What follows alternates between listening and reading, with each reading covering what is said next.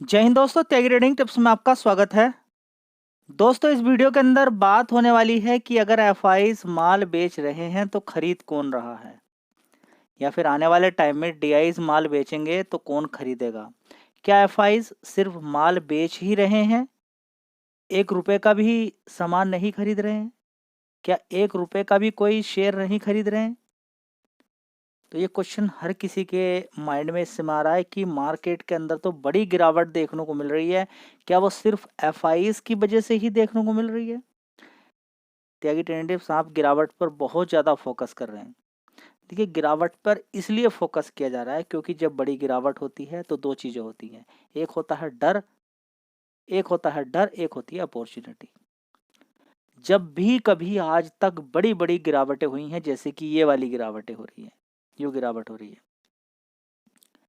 ऐसी बड़ी बड़ी गिरावट पर मोटा पैसा ही छपा है जिसने टाइम दे दिया। ऐसी गिरावट के लिए लोग अपने पास पैसा लेकर बैठते हैं, और जब बड़ी गिरावट होती है शेयर के अंदर तभी खरीदना होता है। और ये हकीकत है, नॉर्मल सी बात है। इसको कोई इतना चढ़ाकर या फिर इतना ज़्यादा डिफिकल्ट कर दिया जाए इस चीज़ को कि गिरावट क्या हकीकत में कोई ख़राब होती है? गिरावट कैसे हकीकत में ख़राब हो गई? कोई शेयर 300 रुपये का था, आज की डेट में आपको 50 रुपये का या 60 रुपये का या 100 रुपये का मिल रहा है, तो कैसे गलत हो गया ये? बढ़िया कंपनी थी, 300 रुपये का शेयर था, आज की डेट में 100 रुपये मिल रहा है आपको, ये गलत बात है क्या? जी, अगर मैं फंस गया ऊपर की साइड में 200 रुपये पे, देखिए 200 रुपये पे अगर आप फंस गए, फिर भी आपने 300 के लिए तैयारी की होगी। जी हाँ, ठीक है। तो आपकी क्या ये प्रिपरेशन नहीं थी कि ये शेयर भी 200 रुपये जा सकता है? जी नहीं थी। तब तो आपको स्टॉक मार्केट नहीं आता है, फिर तो बड़ी गड़बड़ है। देखिए, अगर आपको ऐसा लगता है कि जो शेयर मैं खरीद रहा हूँ वो गिरेगा नहीं, ये सबसे बड़ी स्टॉक मार्केट के अंदर कहेंगे कि बचपन वाली बात हो गई आपकी। ठीक है, तो इनोसेंट बिल्कुल हैं आप कि अगर ये सोचते हैं कि शेयर गिरेगा नहीं।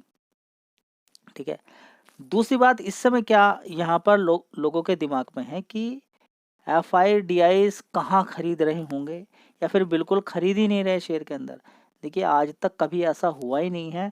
कोरोना वायरस के टाइम पे बड़ी गिरावट देखी, मैं अपना पर्सनल एक्सपीरियंस आपको बता रहा हूँ। ठीक है, डेटा देख देख कर मैं बहुत ज़्यादा परेशान हो गया। ठीक है, क्यों? क्योंकि पोर्टफोलियो बिल्कुल बहुत ज़्यादा बड़ा नुकसान दिखाई दे रहा है। ठीक है, एक तो ये था कि क्या सब कुछ ख़त्म होने वाला है, कोरोना वायरस सब कुछ ख़त्म कर देगा। एक तो ये था, उसका डेटा पढ़ना, उस चीज़ के बारे में देखना, अलग अलग डॉक्टर का व्यू देखना, वहाँ पर समझना कि क्या ये कोरोना वायरस सारे लोगों के लिए दिक्कत वाली बात है या पर्टिकुलर जो लोग ज़्यादा बीमार हैं उनके लिए, उसकी रिसर्च करना, पहला पॉइंट। दूसरा पॉइंट ये भी देखना कि जो हॉस्पिटल वाले लोग हैं, क्या वो जानबूझकर अंदर की साइड में, जब अलग अलग जगह से खबरें देखने को मिल गई कि 200 बेड हैं और 200 बेड पर उन्हीं के लोग बैठे हुए हैं, 150 बेड पर या 180 बेड पर उन्हीं लोगों के लोग बैठे हुए हैं जो 300 रुपये उनको देकर बैठाया हुआ है, और बाहर एक बेड के 4 लाख, 5 लाख, 6 लाख मांगे जा रहे हैं। तो एक बड़ी इनकम का सोर्स, ये सारे कलेक्टिव करने के बाद देखा कि हाँ, सब कुछ तो ख़त्म नहीं होने वाला है, फिर गिरावट हो रही है, उसको कैसे हैंडल किया जाए। तो एक पॉइंट मुझे मिला था ज़बरदस्त उस समय कि एफ लगातार बेच रहे हैं और डी लगातार खरीद रहे हैं। तो एक पॉइंट था कि डी क्यों खरीद रहे हैं, डी क्यों खरीद रहे हैं, लगातार देखता रहा। उसके बाद जैसे ही अचानक एफ की खरीदारी करनी शुरू हुई, लेकिन वहाँ पर फिर डी ने माल बेचना शुरू कर दिया ऊपर की तरफ, जैसे जैसे मार्केट चला गया। लेकिन एफ जैसे ही खरीदारी करते हैं, रिटेल निवेशक उनके साथ ही हो जाता है। हुआ क्या? शेयर को सस्ते दाम पर कर दिया गया। सस्ते दाम पर करने के बाद फिर बड़ी तेजी बनी, उसके अंदर बड़े प्लेयर ने अच्छा पैसा कमाया। उसके बाद फिर ज़बरदस्त गिरावट होती है, बड़ा प्लेयर यानी कि एफ फिर खरीदारी करता है, फिर आसमान में ले जाता है, फिर बिकवाली अब इस समय चल रही है। ठीक है, फिर बड़ी गिरावट हो गई है, सीधा फंडा है कि फिर दोबारा से लोग लौट कर आएंगे। कुछ लोग कह रहे हैं कि अब ये लौट कर ही नहीं आएंगे। अरे भाई, अभी तक कैसे लौट कर आए? ये सस्ते शेयर हो जाएंगे, खरीदेंगे। ठीक है, क्या अभी बिल्कुल खरीद ही नहीं रहे? देखिए, ये कह पाना बिल्कुल गलत होगा कि अभी ये बिल्कुल भी नहीं खरीद रहे हैं। देखिए, आज डीआईज ने कितना माल खरीदा है? 14,000 करोड़ का। आज आप डर गए होंगे, ठीक है। एफआईज ने कितना माल खरीदा है? 15,178 करोड़ का, ठीक है जी। ये जो आज खरीद रहे हैं इसका डेटा क्या मार्केट अभी इस समय अवेलेबल होगा? नहीं। सितंबर तक का डेटा आपको मिल जाएगा नेट पर। अक्टूबर नवंबर का डेटा अगर आप देख रहे हैं कि कहाँ पर खरीद रहे हैं तो वो मिल पाना बड़ा कठिन है, ठीक है। तो इसलिए एग्जैक्ट पता भी नहीं चल पाएगा आपको कि एफआईडीआईज पर्टिकुलर कहाँ पर किस शेयर के अंदर खरीद रहे हैं। तो सितंबर तक का डेटा देखने के बाद तो आप थोड़ा सा अनुमान लगा सकते हैं। अक्टूबर नवंबर का धीरे धीरे जैसे आगे बढ़ेगा वैसे ही डेटा आता चला जाएगा, ठीक है। लेकिन इनका केस इतना जल्दी होता है, इतना स्पीड से होता है कि लोग अनुमान ही नहीं लगा पाते कि कहाँ पर खरीद रहे हैं कहाँ पर नहीं खरीद रहे हैं, ठीक है। हाँ ये जरूर है कि ये खरीद रहे हैं। एफआई डरा रहे हैं आपको, आज आप डरे। 15,000 करोड़ का माल खरीदा, डीआईज ने 14,000 करोड़ का माल खरीदा। हाँ नेट इन्होंने बेचा भी है। डीआईज ने बेचा कितना? 7,900 करोड़ का। तो इन्होंने खरीदा कितना? 6,145 करोड़ का।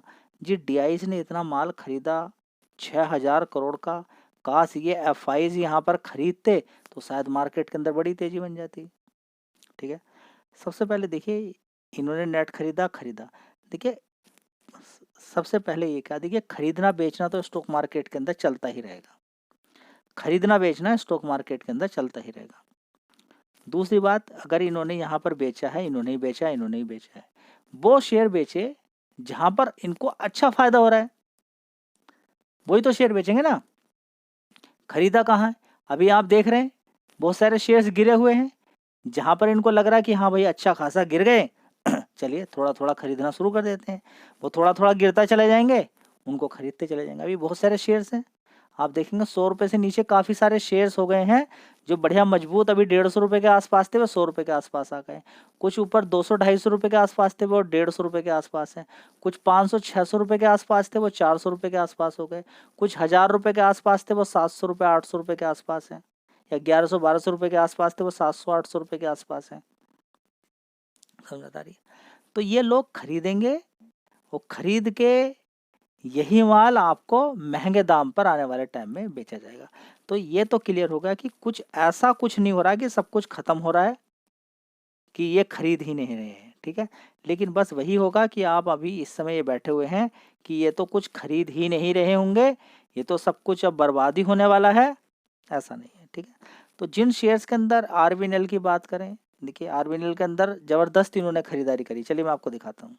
दोस्तों आरबीएनएल की अगर बात करते हैं 2021 में देखिए 1% से भी कम 0.86% होती थी एफआईएस की होल्डिंग। डीआईस 8% होते थे। उसके बाद देखिए ये बेचते जा रहे हैं धीरे धीरे और ये खरीदते जा रहे हैं। आज की डेट की अगर बात करते हैं देखिए 5% की हिस्सेदारी हो गई है किसकी? एफआईएस की। इनकी हो गई है 6% की डीआईस की। तो देख लीजिए यहाँ पर जैसे जैसे ये शेयर ऊपर की तरफ भागता चला गया, एक हिंट आपको मिल रही थी यहाँ पर कि एफआईज माल खरीद रहे हैं, मतलब शेयर के अंदर जान पड़ सकती है। जहां कहीं पर भी बड़ी तेजी बनी है एफआईज डीआईज ने दोनों ने मिलकर या एफआईज ने या डीआईज ने पर्टिकुलर अच्छी खरीदारी करी, उस शेयर के अंदर अच्छी तेजी आपको देखने को मिली है। चलिए तो ये बात ही क्लियर हो गई है, जहां पर खरीदारी की है वहीं पर बेचेंगे। दोस्तों अगला शेयर है shipping corporation of India limited. 212 रुपये का भाव चल रहा है कंपनी का, ठीक है। इस कंपनी के भी रिजल्ट्स आए और रिजल्ट्स आने के बाद सबसे पहले तो देखिए अच्छी खासी तेजी इसके अंदर बनी है, ठीक है। 56% भागा, उसके बाद गिरावट देखने को मिल रही है। 9,000 करोड़ का मार्केट कैप है, ठीक है। कंपनी के अंदर मैं आपको दिखाता हूँ कि किस तरह से एफआईडीआईज, और सबसे पहले कंपनी का रिजल्ट्स देख लीजिए। दोस्तों shipping corporation of India limited की अगर बात करते हैं एससीआई की, 1,093 करोड़ का रेवेन्यू आता था, उसके बाद 1,300 करोड़, 1,400, 1,500 करोड़, अभी देखेंगे 1,451 करोड़ का रेवेन्यू देखने को मिल रहा है। ऑपरेटिंग प्रॉफिट काफ़ी अच्छा 534 करोड़ का है, जो कि अभी काफ़ी दिन से नहीं था। एक साल पहले कितना था? 236 करोड़ का, 417, 407, 510, अभी देखेंगे 534 करोड़ का। प्रॉफिट भी देखिए कितना है? 290 करोड़ का, ठीक है। तो इससे पहले वाले क्वार्टर में 287 था, उससे पहले 290, उससे पहले 132 करोड़ का, उससे पहले 41 करोड़ का। तो अच्छी खासी तेजी यहाँ पे प्रॉफिट के अंदर है, शेयर फिर भी गिर गया है, ठीक है। उसके पीछे के कारण होते हैं, बड़ा प्लेयर अगर माल बेच देता है तो शेयर गिर जाता है। इस शेयर को देखिए, इस शेयर के अंदर अगर देखें यहाँ पर तो 2% की हिस्सेदारी होती थी, 2.21% की 2021 के अंदर। एफआईएस की आज की डेट में कितनी है? 5.61। शेयर ने कितना उछाल मार दिया? जबरदस्त मारा है। 8% होती थी DIC, इन्होंने बेच दिया, इन्होंने खरीद लिया। ठीक है, ये स्टॉक मार्केट के अंदर चलता रहता है। बड़ा प्लेयर खरीदता है, बड़ा प्लेयर का माल इनके पास चला आता है, इनका बड़े प्लेयर के पास आता है, उसी से मार्केट को बनाया जाता है। तो बात समझ में आ रही है आपकी? चलिए दोस्तों, यहाँ पर अगर देखते हैं हम टाटा पावर को, देखिए इस कंपनी के अंदर एक न्यूज़ निकल कर आ रही है कि LIC ने लगभग 2% की हिस्सेदारी बेची, जिसकी वजह से यहाँ पर गिरावट देखने को मिल रही है। ठीक है, तो क्या बेचने से कंपनी खराब हो गई है? ऐसा नहीं है, गिरावट पे ही खरीदना है। कितनी गिरावट हो सकती है? देखिए सबसे पहले आप ये समझिए, गिरावट को कोई भी हल्के में ना लेगी, इतनी गिरावट हो सकती है। गिरावटें देखिए, जिस तरीके से तेजी अगर यहाँ तक होनी थी, किसी भी शेयर को देखिए, जैसे कि शेयर को मान के चले कि आप इरेडा को लेके चलिए, 30 रुपये का शेयर था, 30 रुपये से 50 पे खुलता है और 50 से पहुंच जाता है सीधा सीधा 300 रुपये।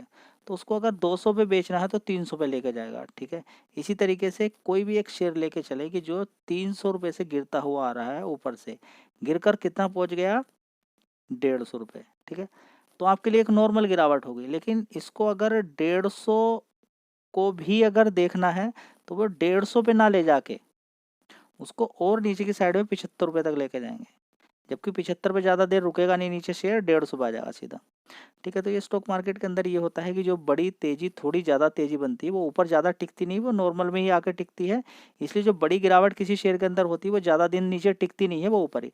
ज़्यादा बड़ी गिरावट होने का सिर्फ यही कारण है कि कुछ लोग स्टॉप लॉस लगा के रखते हैं, उनके तोड़ने होते हैं स्टॉप लॉस, डराना होता है किसी शेयर के अंदर से, ताकि कोई भी रिटेल निवेशक आसानी से किसी भी शेयर को खरीद ना सके। ठीक है, बड़ी बड़ी गिरावटें देखने को मिल रही है। इसके अलावा और भी शेयर देखिए कितनी गिरावटें हैं। दोस्तों कैंपस को देख लीजिए, इसके अंदर भी 4-4, 5-5% की गिरावट हो गई। एक शेयर नहीं, इतने सारे शेयर्स हैं जिनके अंदर जबरदस्त गिरावट हुई है। कमाल की बात यह है कि स्टॉक मार्केट के अंदर ये सारे शेयर एक साथ ही गिरा देते हैं।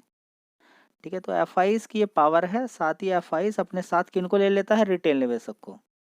ठीक है, तो जिसकी वजह से बड़ी बड़ी गिरावटें यहाँ पर देखने को मिल रही हैं। ठीक है, तो आपको सारी चीज़ें समझ में आ गई। गिरावटें होंगी, शेयर गिरेंगे, बड़ा प्लेयर खरीदेगा।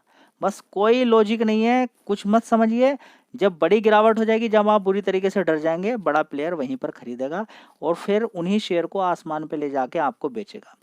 सीधा फंडा है कि आपको इस तरीके से देखिए, जो गिरावटें होती हैं किसी भी अच्छी कंपनी के अंदर, गिरेगा, शेयर रुकेगा, फिर यू शेप में ऊपर की तरफ जाएगा। हाँ, इसके बीच में टाइम जरूर लगता है।